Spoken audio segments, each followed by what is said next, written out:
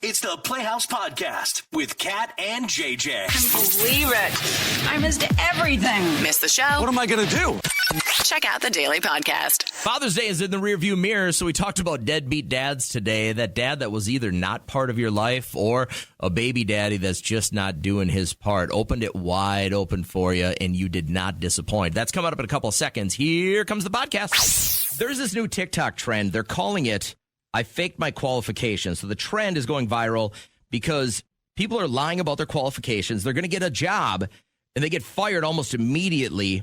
And it began with IT workers sharing their experiences, and it kind of expanded into other professions. So people are posting these videos about how they lied on their resume. They got the job. They showed up, and they were clearly not qualified for that job. Yeah. And so they got canned right away. And I'm like, this is where our society's evolved to, is we're just filming each other getting fired for the joy of others. Now, our parents' generation, this would be extremely embarrassing. My generation, even, it was embarrassing to get fired from so many radio jobs.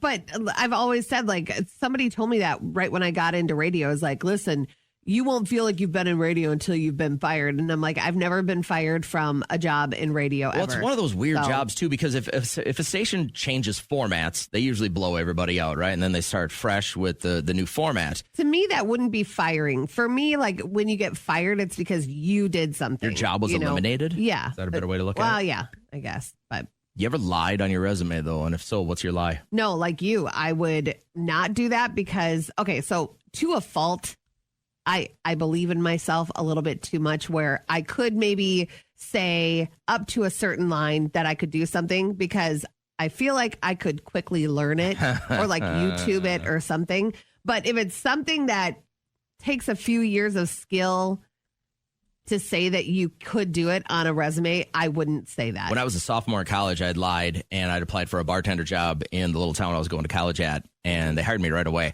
I had no idea. I knew how to pour a beer, Yeah. and that was about it. And then when they realized I sucked as a bartender, I got moved to bouncer. Bartending is a skill. If you don't know how to make a certain drink, and you have to know how to make like dozens and dozens and dozens of drinks. If someone comes in, they're like, I want a Long Island. They're going to know if the Long Island doesn't taste like a Long Island. And they're going to tell somebody right away. Alexa, you kind of been through something like this where you lied a little bit and then you got busted?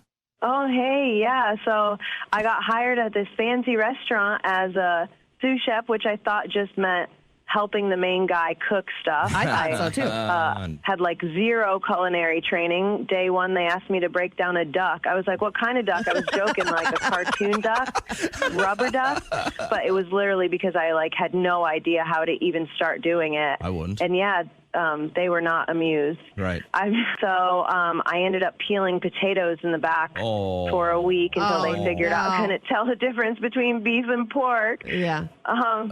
Yeah, it was bad, but I totally kept the apron because they like forgot to ask for it back. Why not? Sometimes when you just cut bait with somebody and you're just like, you can take whatever you want, take the computer, just get the hell out of here. Sous chef, that's a tough one. You got to do a lot of the prep stuff, right? It's not like a line cook where they hand you the meal and then you got to put a little bit of garnish on and then get it ready to go out to the floor. Because I did that at Rainforest, and that wasn't hard. But sous chef, you got to know your stuff. I think you gotta basically prepare most of the meal except for the finishing touches, right? Yeah, you got to help. Hey, Jamie, you've been through this. You lied on the resume, and then you got busted. Hi. So, like, I totally lied my way into a bartending gig once. Oh, yeah, same. I was like, yeah, I've mixed tons of drinks before. In reality, I'd maybe opened like 2 beers in my life. Same. First night, someone asked for a Manhattan, and I legit panicked and just handed them like whiskey with a cherry. I had like no clue what I was doing, and I got fired when I accidentally shook a soda can and sprayed it all over some random dude. But hey, I made it through 3 whole shifts, so there's that. Kudos. Yeah, that was pretty crazy. Yeah, you ever lied on your resume and then it caught up with you? We have that happen in our business quite a bit. There was about maybe 5 or 6 years ago, we were hiring for a position, and I had somebody, we actually flew them in across country because they had pieced together like an audio resume, like we call it an air check, but their kind of highlight reel sounded great. And all of a sudden we get them here and they had zero idea what was going on. You can edit a highlight reel. You can edit that to make yourself We're like, sound but we're going to need incredible. to do 250 shows this year. Is that something you could put together? And it was clearly deer in headlights situation. Oh, no. So you lied about it, and then you got busted. Let's get your stories. Morning, Jennifer. How you feeling? Good morning. I'm feeling great. How was the Ready to weekend? win these holiday tickets. It was great. What'd you do? I went out and had some fun, and now I'm on my way home. What don't you Whoa. want to say to us? Is this a drive of shame? Did you have too much fun this weekend and it went all the way through Sunday? Are you one less bra? Yeah.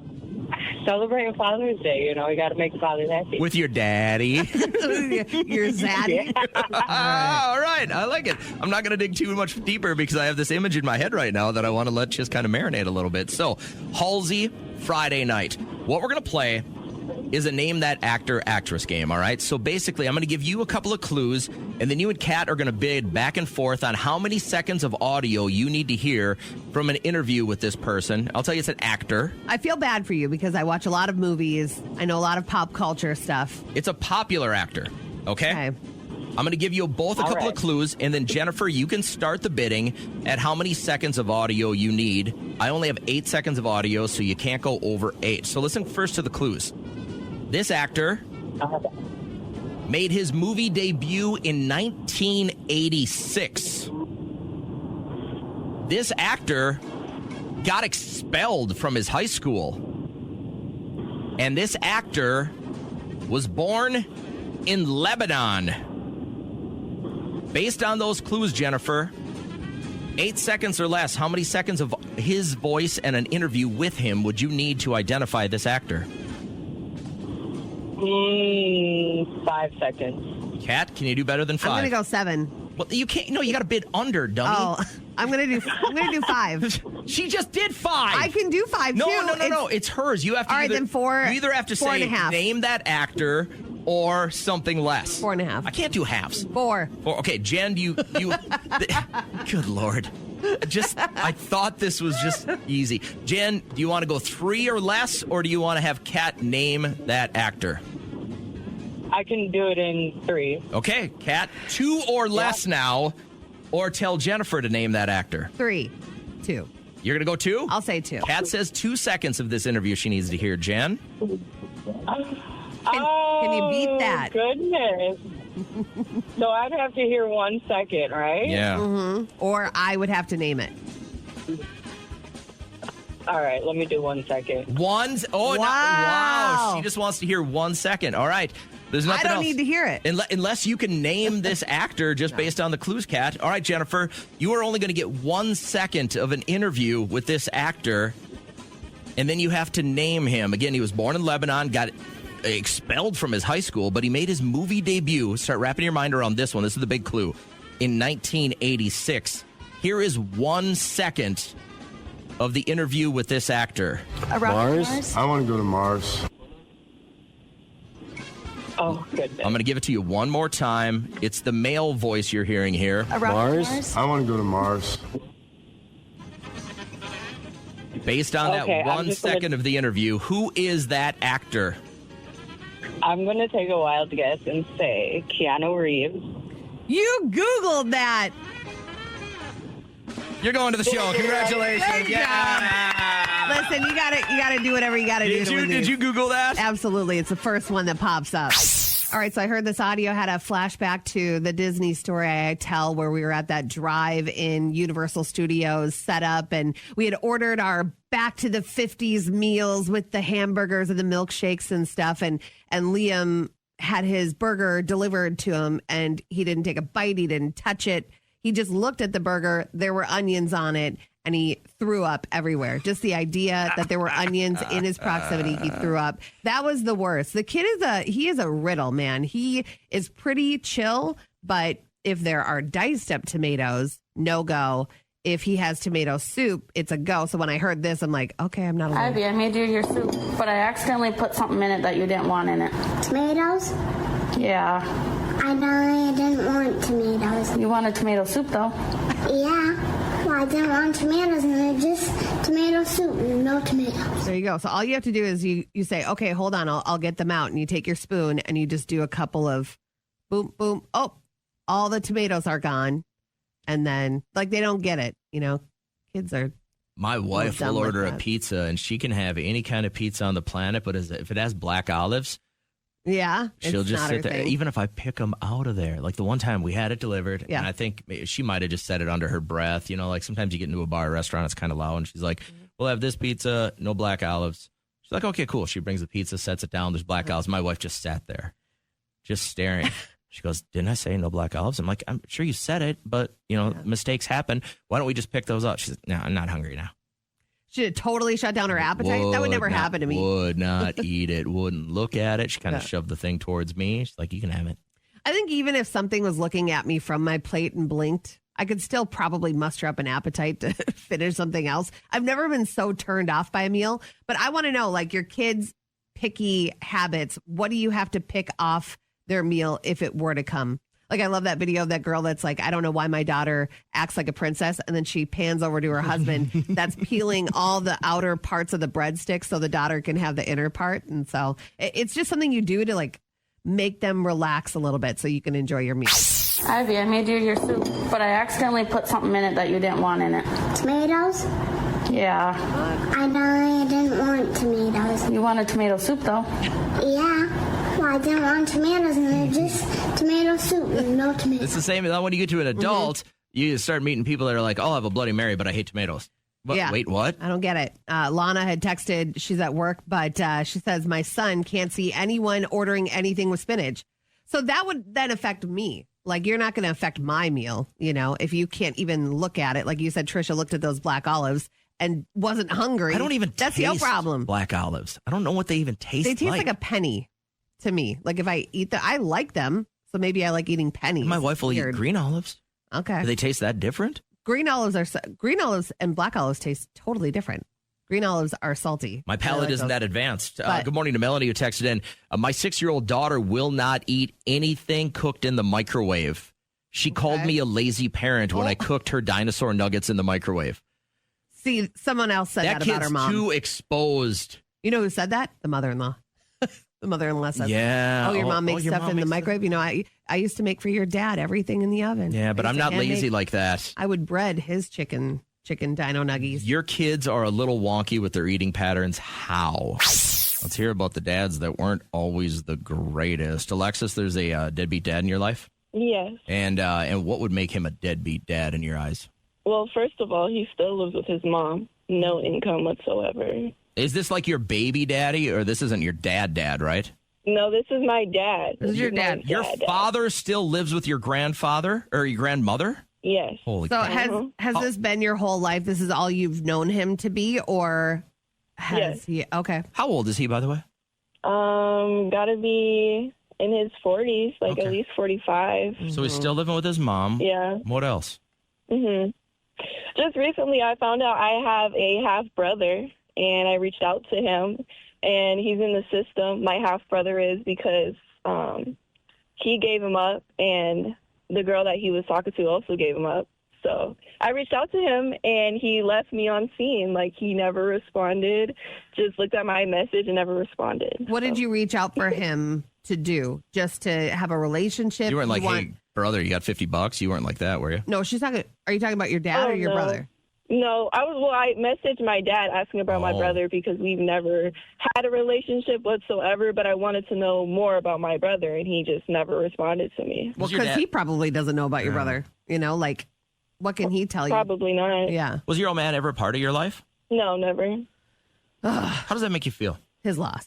I'm not too worried about it because I have the best mom ever, honestly. So but I never needed him. There's something about having a strong male presence in your life that you're like, there's just something about it. It's the same as having a strong female presence in your life. And, you don't necessarily feel like you missed out on that. I think if you ask any single mom out there, they don't want both roles. They wanted a partner, and your mom obviously did a fantastic job. But I mean, if you asked her, and she was going to be honest, she'd be like, no, I wish my daughter had a dad that was present. But what about the time? I mean, do you have kids yet, Alexis? I do. Yeah. And I mean, don't you miss being able to watch them play with grandpa? Oh, yeah, for sure. What about, definitely hits a spot. What about their dad? Is their dad good? We're kind of like getting back on the same page. At first, it was kind of rocky. Kind of got into it about a couple of things, but we're kind of working on it. All right. Co-parenting. Well, keep at it. I'm sorry this happened, but it sounds like you're in a pretty good spot, huh? Yeah, for sure. All right. I got my head on right. Yeah, it sounds like good. it. You're listening to us. Very smart. Yeah, I love you guys. Oh, we love you too. Thanks for being part of the show. Hope you have a great day today. Thank you. You guys Take care. as well. You and Derek ever vacation separately? Well, like aside from I went to Nashville, so that was a vacation with like girls. Like, is that what you're saying? Like girls trip, guys I trip? rarely do this. And I saw a text from Neely already this morning. Good morning, Playhouse peeps. Happy Monday. Hubby on vacation all week. Let's go. Okay. Well, I told you about we have friends, Susie and Joe, and it started when all their friends had young kids too, where the husbands would stay at home for a week with the kids, and then the ladies would go on vacation, and then they'd swap the next week. And so the guys would all go on their vacation. Cut to the kids are 13. So they've been doing it for 13 years. It's kind of crazy. My wife has done this, where she's got like a go-away trip and stuff like that. And I guess I've had a couple little ones, but like it's never been a yearly thing for us where like if I go, I want to go with her. Yeah. It's not that I don't mind my guy friends or whatever, but I always just think that it's like better with the person you're with. I can't think of any friends that you have that are guys that you'd be close enough to go on a guy's trip with. Yeah, well, some guy like dads from baseball and stuff and hockey and stuff like that, like go on golf trips. But I'm just like, I don't love golf enough to like fly to Wyoming to golf for 3 days. Like my son does it with his friends. And I'm just like, maybe I don't like it. Now, if they were like, hey, let's go to Boston for a week and watch a bunch of Red Sox games or something, I would probably be into something like that. But it hasn't presented itself. Thanks, guys, for waking up with us. I really appreciate it. We're about an hour away from your Halsey tickets. So I wanted to highlight the audio of this guy that I heard this morning who is showing people how to cook a steak in a dishwasher. Teaching my culinary class how to make a dishwasher steak. What? We're going to go for a 1 hour sous vide in the dishwasher. All right, time to check the dishwasher steak. We're going to take it and sear it. Some sea salt butter in the pan. Right. Show me a better cooked steak. In a dishwasher. It actually looked pretty incredible. It was cooked to perfection in the middle. And I'm like, listen, if he found a new secret way of cooking steak that I don't have to get the grill out, I'm all about it. There was that one show I watched about that family that's so frugal that to wash their dishes, they would also make their lasagna at the same time. So they'd seal it with tin foil and they'd make their lasagna and they swear it was cooked to perfection. This is ridiculous to I me. know. Do you cook any food in a weird way that people have ever called you out or Trisha? No, but you know what I did and I know this hack has been out there for a long, long time, but the very first time the other day we had leftover pizza and I put it in the air fryer for like 2 minutes. Yeah. It is so much better than Derek microwave. says that too. So much. That's an absolute game changer. I'll never go back on that. So if you haven't tried it, do that. But otherwise, like I prefer to slow cook everything. My wife is get the grill as hot as it can, throw it on there for a couple of minutes. But I like using our Traeger, and I like it just being out there for like an hour slow cooking. And I know a lot of people don't have the patience for that. So back to the pizza. My sister does not believe in microwaves, and so she doesn't believe in them. No, she does not. She doesn't like the radiation. The idea of the radiation. So they have like a toaster oven. She has a regular oven, but then to cook pizza, she'll put in a half an ice cube and then put the pizza into a pan and then cover the pan. And she says that it cooks up like exactly how you'd get it delivered to you at the front door. Meghan Markle made that dry pasta. I like to make sandwiches. Derek gets on me making sandwiches with butter instead of mayo. Whoa, it, like, butter's way better. That's what I say. I love butter instead of mayo. Mayo is a little bit psychotic, I think. And then quesadillas I make in the microwave. He's like, why do you just hate making food the right way? The regular way? Yeah. And I'm like, I don't know. I've always just done it that way. You just nuke up the cheese. But I'd love to know if you make like or if you have a weird technique to make food, what do you make? Right out the gate Tuesday morning, going to try and get you $50,000 cash. And it's 6:30 Tuesday. How about you win some tickets? We got not one, but 2 pair of tickets to see Halsey this weekend. So lots of winning Tuesday morning during our live show as we wrap up our podcast now. How did you know they were the one that you wanted to spend the rest of your life with? You have to make sure that you answer this correctly, okay? And sometimes, guys, it's not out of the norm for us to ask these questions and have an answer that we want you to say in our minds and hope you pass that test. When did you know that I was the one? When did I know that you were the one? Yeah, I was the one and only, the one you spend your life with, I'd have to say when your roommate dumped me. Oh, I want to hurt you so bad. When he what? when your roommate dumped me. Oh, wrong answer, dude. He's like, you're next up. So how did you know Derek was the one? Man, you had just broken up with somebody? I did. I was on the rebound. He was the one around. Yeah, but he had different motives. Okay, he's not like this innocent guy that you make him out to be. He wanted to get what out of this. Okay, that was his goal. Every radio station he went to, he was like, "I want to get with the morning show girl." Jesus, and I'm like, understandable. And then we just hung out, and we didn't do that for a long time. We got to know each other. We were friends. He didn't know what kind of a hoochie you were. He didn't, but I held that hoochie back. I did not give him what he wanted for a long time. And what was the reasoning there? I don't know. I just didn't want to. Sadist. Yeah. And I'm going to say it was just a ton of really nice things. Maybe because I was hot off like a total turd that didn't do any of that. You were looking for somebody to be a little more kind. Yeah, but I mean, he's always and has never stopped being very thoughtful and thinking of what I need every minute of the day, which is pretty incredible. So, what about you? You knew it. I was working in Iowa at the time, in southern Iowa, doing a radio, and my wife was working for Prince at the time, and she was working, at Paisley Park, and she was still going to school, but she would drive down, because I'd always have to work weekend shifts and stuff like that, but she would drive like 8 hours round trip every weekend. And when she did it the first time, I was like, we'd been dating for a little while, and I kind of really, obviously I loved her, but when she started doing that, and then she never complained. Yeah. I mean, and that's a long, boring drive from Minneapolis to Des Moines, that is and love. Then back on a Sunday night. And I was like, man, you better marry this girl. And I remember my dad saying the same thing to me. He's like, she's driving 8 hours round trip to see your stupid ass. He's like, you better put a ring on that. Was there exciting stuff waiting for her when she got there, or most of the time it was she would get there, I'd be on the air, she'd clean my apartment. Oh my God! And make dinner. And and that's what I would come home to, because I was doing like this afternoon night shift, and I wouldn't get off the air till like 10 p.m. Yeah. And then I'd get home, there'd be food waiting. The place would be so clean. Wow. And it wasn't like I was living like a pig, right? I wasn't like a 13-year-old girl. But it would be clean. And I think mentally she was a little bit further ahead, and like, this is the life I want, you know, like to have a home and to have it nice and stuff like that. Where I was just like living in this dirtbag apartment in the middle of Iowa, and it was brutal. So that's kind of how I knew she was the one. But let's get your stories on the radio, okay?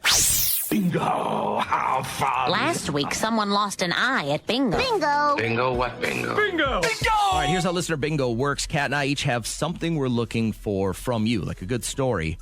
But the first person through is going to get the bingo and get on the radio. Call immediately if you're somebody listening who has eaten a bug on purpose. I told that story about how my Uncle Jeff got me for my birthday one year. It was like my 8th birthday. One of those suckers with the mealworm in it or whatever. And he's like, look at, I can eat that. I'm like, I'm not going to eat a bug. That's gross. But now at Kings Island in Ohio, this amusement park, they have to tell people if you're going to be riding rides, you have to keep your mouth shut because the cicadas are everywhere. Wow, that was in my mouth. Yeah. So when they're riding, like some people are catching it right in their throat. These are huge bugs. Cicadas are like massive bugs. You could choke on that. Yeah. So you have eaten a bug on purpose. And I looked for the audio, but he took it down. It was up this weekend, but I have a friend who does a morning show in Pittsburgh, and his co-host convinced him to try open mic night over the weekend, and it was atrocious. I don't even know the words to use, but it was so cringy because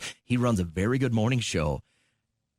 But when you're on stage and that spotlight is hitting you, like, it was bad. Everything he thought was funny, you could just like hear people's chairs moving. But what kind of humor was it? Like, was it gross humor? No. It was really family kind of stuff, right? Like he's got a wife and like 3 kids, and so he's like a Nate Bargatze. Yeah, a little bit. Yeah, okay. He's like, well, as a dad, I really I don't understand why there's always shoes in front of the door. And then there's just like you could hear chairs moving and glasses clanking. That could be and stuff. Shtick, though. But it wasn't. It wasn't, and it got hotter. Yeah, like you could feel the temperature rising in the room. So I'm on the hunt for anyone listening who has tried stand-up comedy, or maybe you're somebody listening who has eaten a bug on purpose. What kind of bug? Why? Okay, let's get the bingo right now.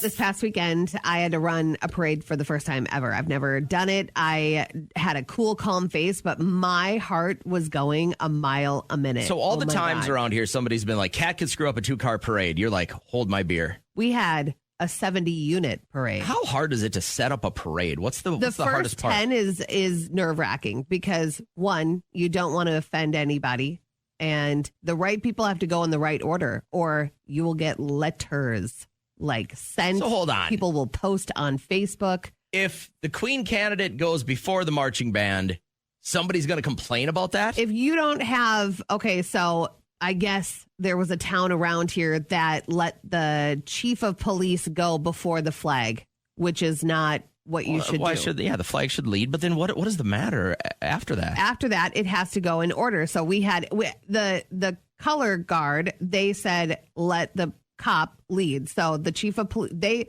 gave him the go ahead. Okay. So if they give the go ahead, then it's all good. But if they don't, they lead, and then first responders go after that. Who complains about a parade? This is ridiculous. It was the chief of police, then color guard, and then we had military, so beyond the yellow ribbon. And then we had the sheriff's department, and then the horse brigade, and then you had to get the first responders and then the tractors. But it was like... It had to be in that order. Well, no, the city and then the tractors. So the mayor was in there, and everyone was cool and calm and collected, but... For me, I'm like, I don't want to be the one that screws it up, but... Who pays that close of attention to a parade either? I feel like I've been to 100 parades, but I've just been like... Now you're going to notice. Next parade you go to, let me know if you notice that order, because I guess it is it was a learning moment for me, and I am not above learning that because I don't want to learn the hard way. So you almost screwed up a 10-car parade. Once again, it was a 70 unit. It was huge. Yeah, but some of those are cops, they know what to do. What have you done recently that was out of your comfort zone? I literally was very, very uncomfortable. I was very nervous. You could talk to a couple 100,000 people every morning, but you aren't comfortable getting 70 things in order? Yes, especially the first 10. Everyone puts so much emphasis on don't mess this up. It should go in this order. And it was something that I was really uncomfortable with. The other thing is, if you're listening to this and you're somebody who complains about something like this, just stop. Stop and take a beat. Your life didn't get screwed up. Nobody shot mom. Don't complain about a parade. It was free, right? No entry fee? Was it free to watch? Was it free? It was free to watch. For people to set up a lawn chair on the boulevard, that was free. Yeah. But then they'll still complain about it. Right. Stop. If you are somebody like that, stop. Find some joy in your life. This is redonkulous. The town that had the chief of police choose to go before the flag, this was not the one I did, but hundreds of letters. I wouldn't even know where to send a letter right now of complaint. You wouldn't know how to look up an address to a city? I couldn't imagine putting an effort into writing a letter to complain about a parade. June is wedding month. More people will get married in June than any other month of the year. Do you have any weddings on the slate? We don't. Well, Derek is a wedding DJ. Right, but you guys aren't having to travel for a wedding. Next June, we have one, and that'll be really fun. So, do you know why there are more weddings in June than any other year? This is a long-standing tradition. No. Why? So back in the days, way, way back in the day, like 1800s, most people would have a yearly bath, right? It was, I'm not doing material here. Okay. They would take a yearly bath. Yeah. And they would most of the time take these baths in May. They still smelled pretty good by June. And once they were starting to smell, however, brides would want to get married in June because they still smelled good. But the funk was just starting to set in. So what tradition that still holds true today do brides do? Because they started to smell. Hold the bouquet. Hold the bouquet of flowers. Well, that's like Ring Around the Rosie. All those kids were rotting from the inside. So they were put some, was it posy?